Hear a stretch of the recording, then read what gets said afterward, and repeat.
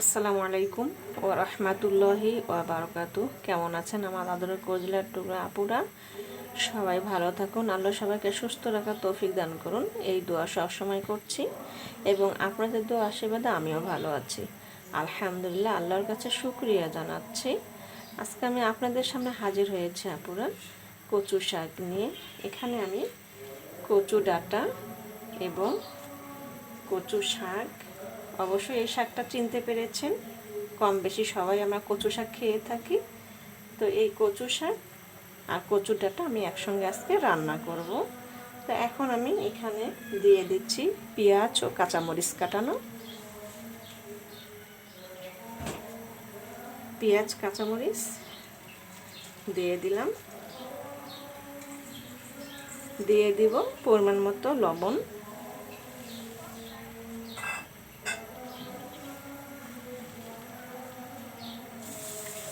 লবণ দিয়ে দিলাম, দিয়ে দেব সরিষার তেল,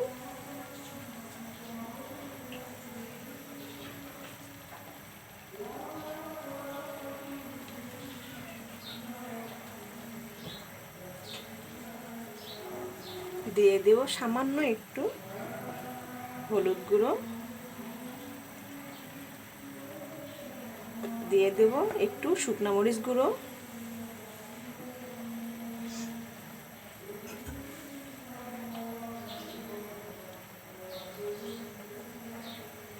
দিয়ে দেব একটু ধনিয়া গুঁড়ো,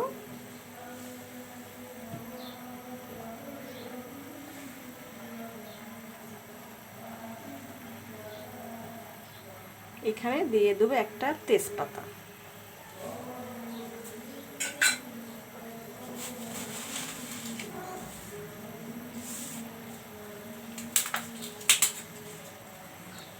দুই টুকরো তেজপাতা দিয়ে দিলাম। এবার আমি ঢেকে দিব।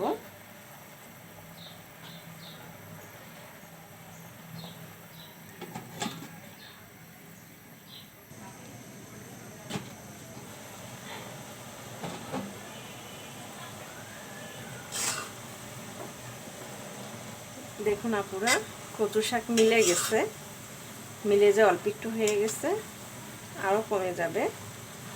আমি এখন উল্টিয়ে দিচ্ছি।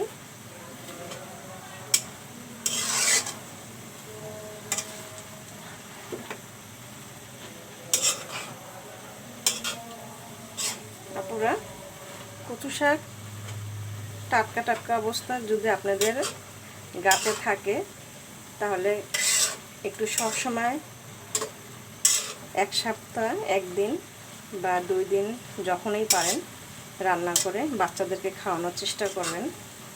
যেহেতু এখন বেশিরভাগ বাচ্চারা চোখে চশমা ইউজ করতেছে, সবসময় তাদেরকে মোবাইল ও টিভি থেকে বিরত রাখবেন এবং তাদেরকে মোবাইল হাতে দেওয়ার চেষ্টা করবেন না। সবসময় কার্টুন দেখানোর চেষ্টা করবেন না, কারণ এতেই ওরা তো বাচ্চা মানুষ বোঝে না, কিন্তু আমরা বড়রা বুঝেও ভুল করছি, তাদের চোখের সমস্যা করতেছি। সবসময় চেষ্টা করবেন তাদেরকে বেশি বেশি করে সবুজ শাকসবজি খাওয়ানোর জন্য এবং মোবাইল ও টিভি দেখানোর জন্য একটু বিরত থাকবেন। চোখের পাওয়ারটা আপনারা মা হয়ে একটু চেষ্টা রাখবেন, ওদের আগামী ভবিষ্যৎটা যেন ভালো থাকতে পারে। তো আমি এখানে আবারও ঢেকে দিচ্ছি।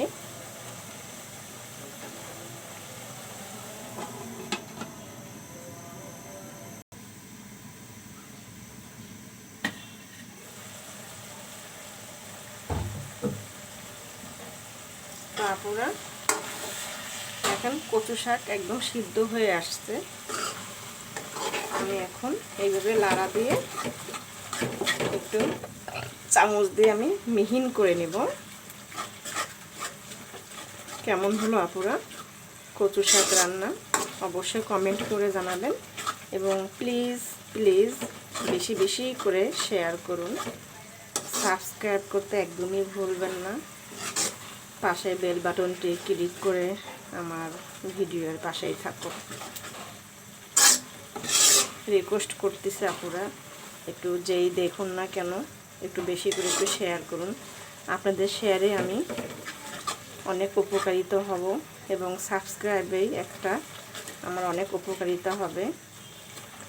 অবশ্যই বেল বাটনটি ক্লিক করুন ও বেশি বেশি করে শেয়ার করুন। তো দেখুন আপুরা, আমি এইভাবে মিহিন করে নিচ্ছি, খুব সুন্দর। আপনারা চেষ্টা করবেন যাদের বাসার আশেপাশে থাকবে পরিষ্কার জায়গা, উঠাই নিয়ে একটু খাওয়ার চেষ্টা করবেন, আর না হলে বাজার থেকে কিনে নিয়ে এসে খাবেন। তো আমি এবারে একটু লেবু চেপে দিব, আপনারা পারলে নাও দিতে পারেন, তবে দিচ্ছি কেন, যেন গলায় না ধরে, মুখে না ধরে, এই জন্য একটু লেবু চিপে দিলে ভালো হয়, তাহলে গলা চুলকাবে না।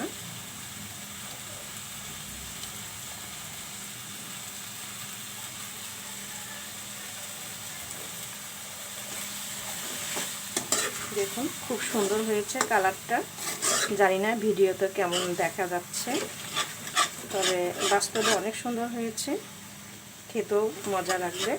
এটা আমাদের বাড়ির গাছের, খুবই সুন্দর, সিদ্ধ হয়ে আসছে।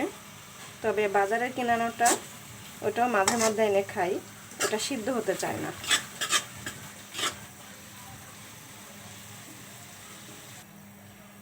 হয়ে গেছে কচু শাক রান্নাটা, আমি এখন নামিয়ে নেব। আপুরা, নামিয়ে নিয়ে আসলাম কচু শাক রান্নাটা।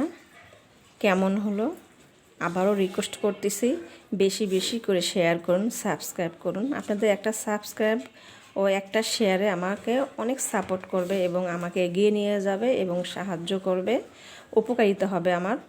তো সবাই ভালো থাকুন ও সুস্থ থাকুন। কথা হবে আগামীকালকে। আমার ভিডিও প্রতিদিন বিকাল 4টায় আপলোড হবে, সবাইকে দেখার জন্য আমন্ত্রণ রইল। আসসালামু আলাইকুম ওয়া রাহমাতুল্লাহি ওয়া বারাকাতুহু।